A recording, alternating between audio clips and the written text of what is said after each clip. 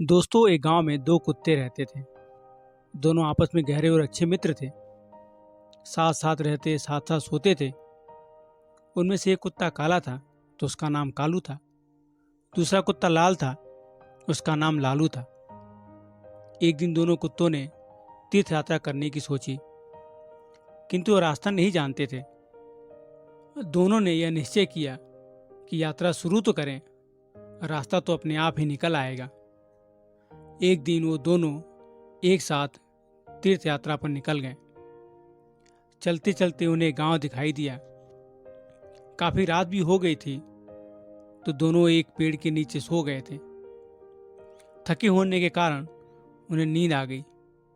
सुबह होने पर फिर अपनी यात्रा पर निकल पड़े। एक गांव पार किया। दूसरे गांव के पास पहुंचने पर उन्हें भूख लगने लगी। वहां उन्हें 4-5 चूहे दिखाई दिए। लालू की पूंछ खड़ी हो गई। वो कालू से कहता है, क्यों बड़े भाई, आप फरमाओ तो मैं इन 4 चूहों को पकड़ लूं, चटनी बना डालूं। कालू ने गर्दन हिलाकर कहा, नहीं भाई लालू जी, हम तीर्थ यात्रा पर निकले हैं और तीर्थ यात्रा में किसी की हत्या करना पाप होता है। तो आप कोई दूसरा रास्ता खोजो जिसमें किसी जीव की हत्या न हो, तथा हमें कुछ ऐसा न खाना पड़े जिससे तीर्थ यात्रा भंग हो जाए। फिर दोनों कुत्ते एक चौराहे पर रुक गए। वहां एक मंदिर था। कुछ देर आराम करने के पश्चात दोनों ने फैसला किया कि अलग अलग दिशा की ओर चलना चाहिए। जिसको जो मिलेगा वही खा लेंगे। एक साथ चलेंगे तो दोनों में से किसी का भी पेट नहीं भरेगा। कालू और लालू दोनों अलग अलग दिशा में निकल गए। जाने से पहले उन्होंने तय किया कि वापस आकर इसी जगह पर मिलेंगे। लालू कुत्ता चलते चलते एक गांव जा पहुंचा। वहां एक दयालु पंडित रहता था। वह पूजा पाठ करके भोजन करने ही जा रहा था। उसकी पत्नी ने उसके लिए भोजन की थाल तैयार करके रखी थी। पंडित ने भोजन का भोग लगाया ही था कि लालू कुत्ते ने झट से उसकी थाली में मुंह डाल दिया तथा एक रोटी उठाकर वहां से भाग गया।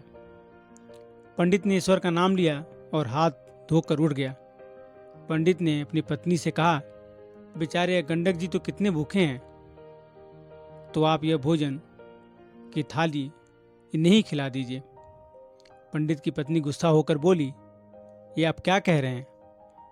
इस गंडक जी को यह थाली दे दें? इसमें कितने अलग अलग पकवान हैं, 2 तरह की सब्जी, अचार, दही, खीर, पूरी। पंडित दया भाव से बोला, तुम ठीक कहती हो, पर ये बेचारे भी भूखे हैं। आप तो यह थाली इन्हें ही दे दीजिए। यह सोच लो, यह थाली इनके ही भाग्य में लिखी थी। इसके पश्चात पंडित ने लालू कुत्ते को खूब पेट भरकर भोजन करवाया। लालू ने उस पंडित को खूब दुआएं दी। उधर कालू कुत्ता एक किसान के यहाँ पहुंचा। किसान अपने खेत में चक्कर लगा रहा था और जंगली जानवरों को खेत से बाहर भगा रहा था। किसान की पत्नी खाने की थाल रखकर गई थी। थाल में भिंडी की सब्जी और बाजरे की रोटियां रखी थी। खेत का काम पूरा करके वह हाथ धोकर थाल खोलकर खाने बैठा। जैसे ही तैयार हुआ कि कालू ने तुरंत ही उसके भोजन में मुंह डाला। थोड़ी सी रोटी का टुकड़ा तोड़कर भागा। किसान एकदम गुस्से से आग बबूला हो गया। वो खड़ा उठा। उसकी आंखें अंगारों की तरह लाल हो गईं। उसने अपनी लाठी उठाई।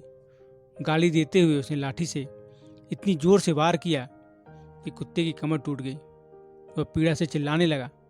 कमर टूट जाने के कारण वो भाग नहीं सकता था। इसी बीच उसकी कमर में 3-4 लाठियां और पड़ गई। कुत्ता अधमरा हो गया। उधर उसका साथी लालू चौराहे पर खा पी कर आराम कर रहा था। वह खड़े होकर अपने साथी का इंतजार कर रहा था। उसका साथी उसे कहीं भी नजर नहीं आ रहा था। लाचार और उदास होकर वह चौराहे पर बैठ गया। थोड़ी देर बाद उसे कालू अपनी तरफ आते हुए दिखाई दिया। वह खुश हो गया और जल्दी से उसकी ओर भागा। उसकी टूटी हुई कमर देखकर बहुत दुखी हुआ और पूछने लगा, भाई तुम्हारे साथ ऐसी दुर्दशा किसने की? कौन पापी है वो जिसने एक रोटी के खातिर तुम्हारी कमर ही तोड़ डाली? कालू की आंखें भर आई। उसने पीड़ा से कराहते हुए सारी घटना लालू को बताई। कालू क्रोध तथा दुख से डूबकर बोला, मैं उससे अपना बदला जरूर लूंगा।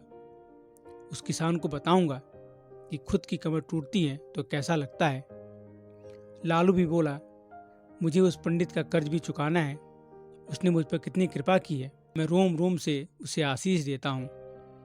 इसी प्रकार बातचीत करते हुए दोनों कुत्तों ने अंत में यह निश्चय किया कि उन्हें प्राण त्याग देना चाहिए। तब प्राण त्यागने के बाद उनके घरों में जन्म लेना चाहिए। इत्तेफाक से न तो किसान का कोई पुत्र था और न ही पंडित के कोई पुत्र था। दोनों कुत्तों ने मंदिर के सामने जाकर अपने प्राण त्याग दिए। एक ही पल में दोनों मृत्यु को प्राप्त हो गए। कुछ समय पश्चात किसान के घर जन्म लिया। किसान बहुत खुश था, किंतु उसकी खुशी अगले ही दिन विलुप्त हो गई। घर में इस पुत्र के जन्म लेते ही उसकी पत्नी अस्वस्थ रहने लगी। उसका बैल मर गया। पहले जन्म दिवस पर किसान के हरे भरे खेत को जानवर ने तहस नहस कर दिया। दूसरी तरफ पंडित के घर में पुत्र का जन्म हुआ। पंडित और उसकी पत्नी बहुत खुश थे। कुछ समय के बाद पुत्र के बड़े होते ही राज दरबार में पंडित को ऊंचा पद मिल गया। पंडित ने राजा को एक युद्ध की जीत के बारे में बताई। 2 दिन बाद राजा युद्ध जीत गया। इससे खुश होकर राजा ने पंडित को राज पंडित नियुक्त कर दिया। उसे अपार धन तथा एक महल भेंट दिया। जैसे जैसे पंडित का बेटा बड़ा होता गया, वैसे वैसे वह भी पिता के समान तेजस्वी निकलता गया। उसने छोटी सी उम्र में सारे शास्त्रों का अध्ययन कर लिया और बड़े बड़े विद्वानों और पंडितों को शास्त्रार्थ में हरा देता था। इससे पंडित के जीवन में 4 चांद लग गए थे। उधर दूसरी तरफ किसान का बेटा नकारा निकला तो बात बात पर अपने बाप को गालियाँ देता था, उसे डांटता था, जुआ खेलता था और जुआ खेलकर जो बच्चे कुछ धन थे उसको उड़ाने में लगा दिया। किसान बहुत दुखी हो गया तथा उसे कुछ समझ नहीं आ रहा था। आखिर अंत में उसने सोचा कि इसको सुधारने के लिए कोई उपाय करना चाहिए। इस तरह विचार करते हुए वह एक विद्वान व्यक्ति के पास पहुंचा। उसने उसके सामने अपनी समस्या बताई। बुद्धिमान आदमी बोला, किसान, तुम इसकी शादी करा दो। शादी की नकेल से अच्छी सीधा हो जाते हैं।